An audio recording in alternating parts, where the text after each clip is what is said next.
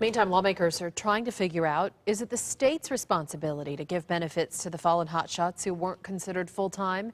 This afternoon, there was a meeting at the Capitol in hopes of coming up with some sort of answer. ABC 15's Navita Forgani was inside that meeting. And Navita, did they come to any conclusions? Well, this was really a preliminary hearing, Katie. The two retirement plans, though, that are in question that were the center stage of this discussion was the public safety retirement plan and the state's retirement plan. The 13 hotshots that are at the center of this whole discussion were considered seasonal. They were under the state's plan, and Representative Tobin wants to have all first responders to be part of the public safety retirement plan because their line of work is considered more hazardous, and they'll get more benefits if they are killed in the line of duty.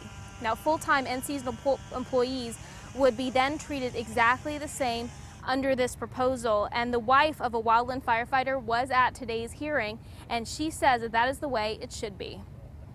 Full-time structure firefighter, 12 months out of the year, goes out, fights fire, goes into buildings. But if you want to know a point on that, most of the calls from a structure fire department are medical, whereas wildland firefighter are 100% fire.